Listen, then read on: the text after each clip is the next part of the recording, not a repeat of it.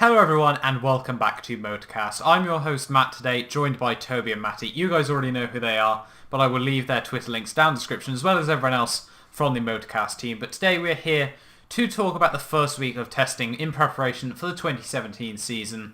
And we're going to be running through the teams one by one this podcast video. So first of all, I'd like to ask you, Matt, do you think there's been any big surprises from the first week of testing?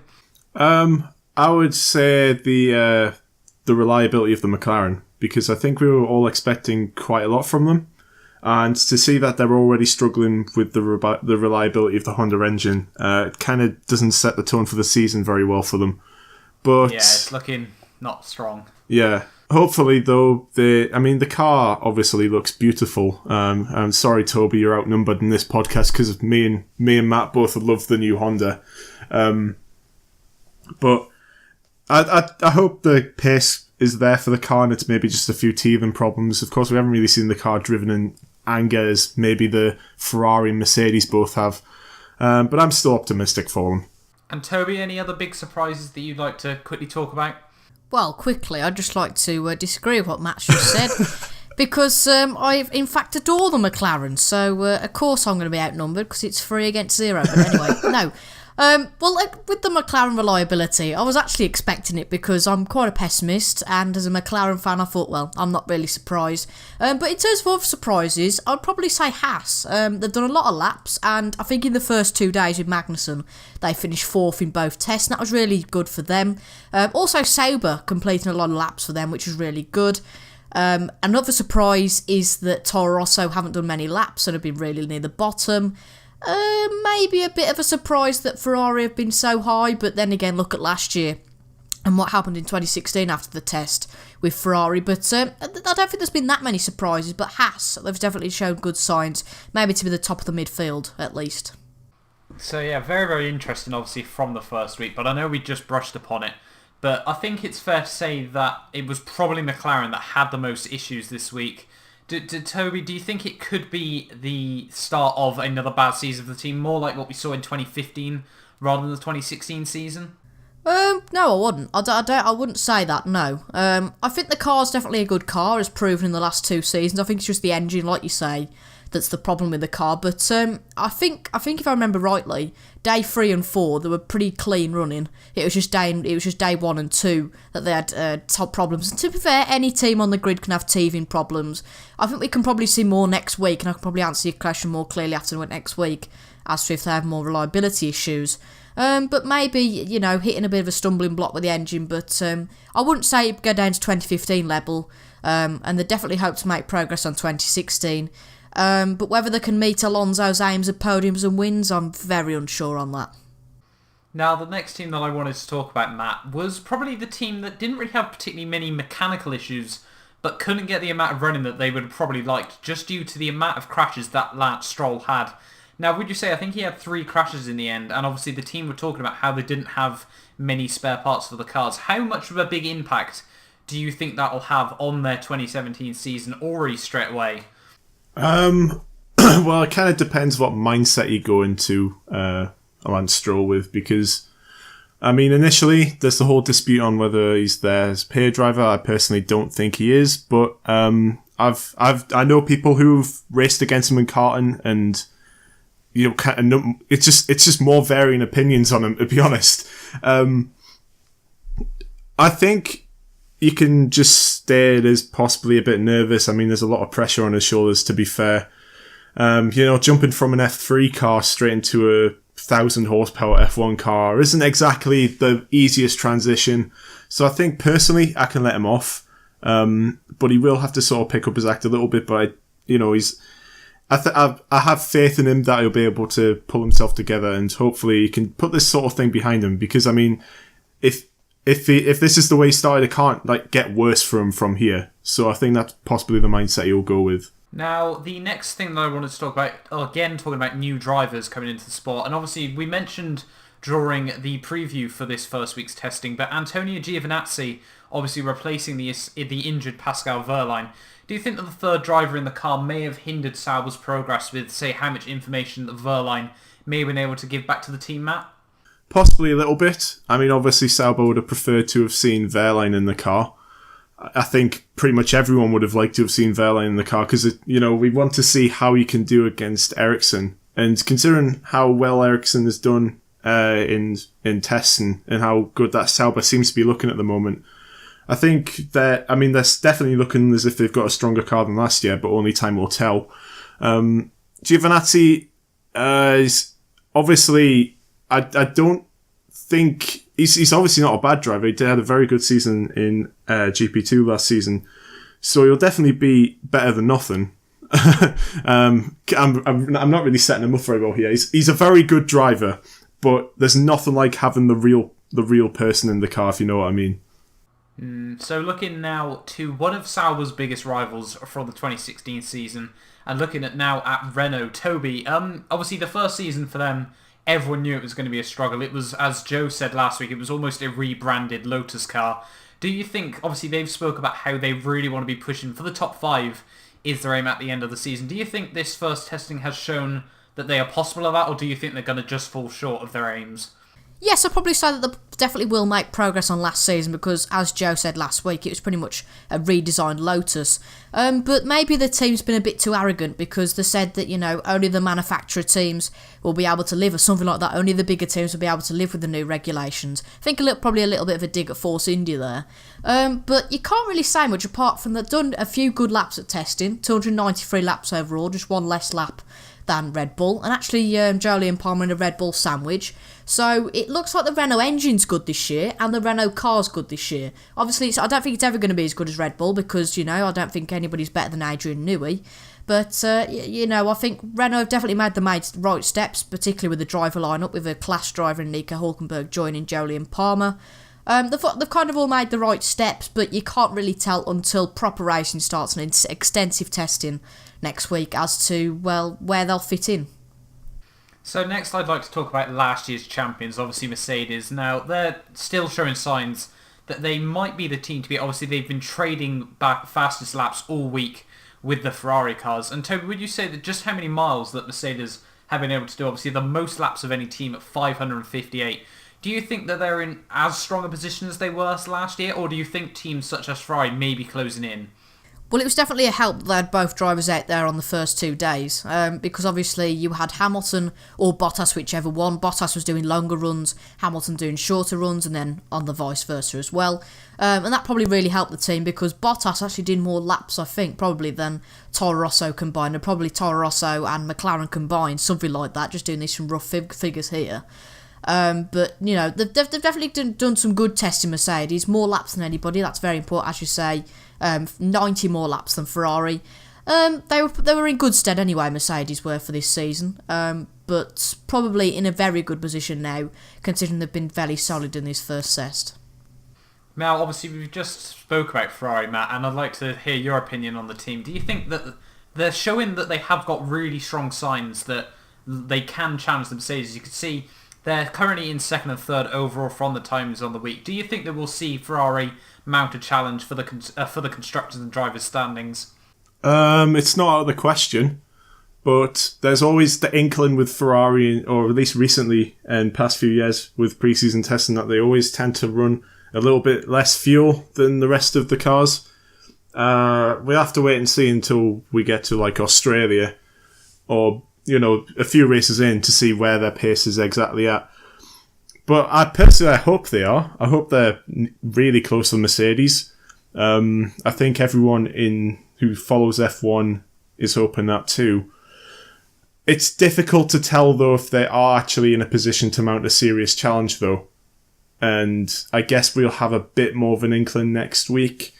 On the surface of it, I'd say that they're probably within about half a second on pace. So they're definitely closer than they were at the end of last season, which is a good thing. Of course, they've still got Red Bull, who are around in the same position as them. I really hope Ferrari can come back to the top, if I'm honest, and I think they've got a good chance. It's definitely important though that the Ferrari have had a clean week, because you can kind of see that if they keep this up, that they've got the reliability as well, and they can definitely keep them in terms of reliability to Mercedes, whereas Red Bull did have that problem on day one with Ricciardo's car. Definitely. So we've spoken about the quickest cars, and I think now we should talk about what I think everyone has said is one of the best looking cars on the grid. Now, I want to talk about Toro Rosso here, and we've spoken about how few laps they were able to do. On a more general sense, do we think that Toro Rosso are quite often squeezed into a tight position where they can't outperform the Red Bull car just due to the sponsorship agreements and things, but they've also got to try and get as much out of the car? Now, obviously, we spoke about how many issues they did have. Even pre-testing, they were talking about initial issues with firing up the engine, Toby. How would you say their week's gone, and do you think that it's looking like that could be a representative of their pace this season? The week hasn't gone great, but I think I could probably answer that question better after next week. That's pretty much it for most of the questions in this, because we've had 4 days of testing, but over the 4 days, Toro Rosso have actually only done 183 laps. They've had a few teething problems, if you could call them that, a bit more than teething problems probably, with power issues. But Franz Tost seems to be optimistic still, and he thinks they can be up the top of the midfield, which I don't think is too big of an aim. Depends how the field does kind of set itself out over the next week and when we get to Melbourne. But Toro Rosso, I don't know at the moment. They haven't been great in this test. Obviously, last, apart from Force India's Alfonso Celis Jr., but it's definitely been a struggle for Toro Rosso so far, but I think we'll know more after next week. So let's talk, Matt, then, about Toro Rosso's big brother, if you will, the Red Bull car. And they seem to be the only team last year that when they were really on a good weekend, that they could potentially challenge Mercedes. Now, does these early signs from this first testing show that they might be able to be in that same position again, where they could be looking like they could be stronger than the Mercedes this year? The signs are definitely there. I totally agree with you there. Obviously, when it came to like the overall timing, I think they were about a second and a half off. Bottas who set the fastest lap. But you know what, Red Bull are like, they tend to do a little bit of sandbagging when it comes to testing. They tend not to show their full their cards until they come to like the first race. So there, when you could probably say that they're in a similar position to Ferrari, like I said before. Obviously, they didn't have a straightforward test week of testing, with Ricciardo having issues on the first day, I think. I guess the real question is, because with the Red Bull, that you never have any doubt that they've got a car which is as good on aero as the Mercedes is.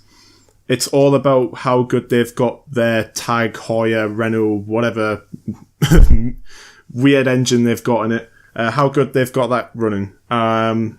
So I guess we'll see. And obviously last year they did challenge Mercedes.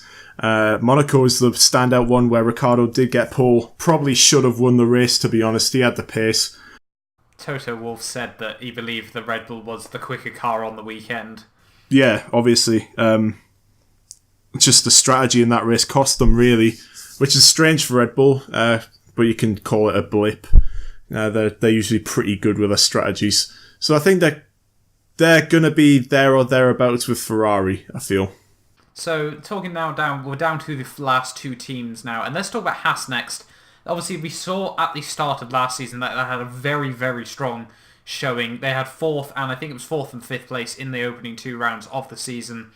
Now, do we think, Toby, that they will try to push to fight right near the top, or do we think we're going to see them in more of a sort of fight near the mid-pack sort of area, or do we think, they might slip further down towards sort of the Sauber and Renault where we saw those 2 teams last season? Well, first off, I'd probably say, apart from McLaren, if you call them a midfield team, I think they've got the best lineup in terms of the midfield teams. I think they've got 2 very good drivers in Grosjean and Magnussen. Grosjean because he kind of proved himself at Lotus in 12 and 13, and Magnussen just because I think he's kind of got that pace. And to be fair, I thought he did well last season at Renault. Also did well as well at McLaren in 14. But Haas, I think they've been really good this week. As I said, I sung their praises earlier. 2.4 seconds off Valtteri Bottas' time, but compared to their competitors, like your Force Indias, McLarens, Toro Rossos, I mean, they probably had less running, but, Haas bettered them. Sauber, Marcus Ericsson did beat Grosjean and Magnussen. But Haas, it's just as long as they can keep the consistency this year, because last year they had 2 really good races at the start and then really didn't do anything after that. But it certainly does help, because I think you definitely agree that Magnussen is a better driver than Gutierrez. Gutierrez was a good driver, but Magnussen definitely a good replacement for him. And two drivers that, looking into the season, if their car gives them the pace to do it, and the Ferrari engine, of course, they can get into the top 10 quite frequently. So now, Matt, on to the final team, and what could potentially be the dark horse, moving into this upcoming season, Force India. Now, they edged into 4th place right at the very end of last season. Has this first week shown any signs that they really could be fighting for the top 3 overall? Obviously, they haven't been able to do as many laps as they might have liked to, and their pace, if you have a look just generally at the timings, hasn't shown them to be as strong as they were last season. But do we think they've been sandbagging, for example, or do we just think they're not might be as well as they were last year? I'm not sure, because if you look over the, especially the last 2 years, Force India have had very poor start of the seasons, but then very good end of seasons. So you'd expect that car is possibly just like the first attempt, and that there are many more parts to come to it, and there'll probably be a mid-season upgrade like there has been in 2015 and 16. So if the car is not quick out the blocks at the moment, and you're a Force India fan, I wouldn't be too worried about it, because they tend to be very good at upgrading their car. So I feel we'll have to see, obviously, in the next test session. But from this test session, they've done okay. Not brilliant. Obviously, really should have had more laps. But it's been far from a failure, really. Toby, is there anything you'd just like to say overall to add to any of this? Well, about Force India, their driver lineup this year, maybe with more attacking. I don't know about Perez at the moment, because he's very good, lenient, sort of cautious driver with his tyres. But they've got 2 good drivers in that team. As like Matty said, if you're a Force India fan, I wouldn't worry too much so far, because Salis Jr., Perez and Ocon have all driven some fairly solid laps. And, it kind of depends on next week, as Matty says, about their sort of pace and where they fit in. But, they're in good stead with that Mercedes engine anyway. And Matt, anything you'd like to add from any of the teams? Just a little quick thing on the Haas lineup. There is the little inkling that both of them drivers are just there for the possibility of getting that Ferrari seat from Raikkonen, should he retire at the end of the season. It seems like a lot of drivers want to get into those positions. Who wouldn't? Where they don't really do it for the team, but more for where they could be. Or, what's going to happen next year? I'm going to say this on this podcast. I've been thinking this for a long time. Vettel will go to McLaren next year. No. Oh, I'm going to be telling you that one at the end of the season. Yep, you will. That will just not happen. So there we are then, guys. One very bold claim by Toby, and a very good podcast, I'd like to say, from the first week of testing at Catalunya. So make sure you guys come back daily next week for reviews of each day of testing. I've been your host, Matt. I'd like to thank both Toby and Matty for speaking today. We hope you enjoyed the podcast, and we hope to see you next time. Kvyat's going to Mercedes.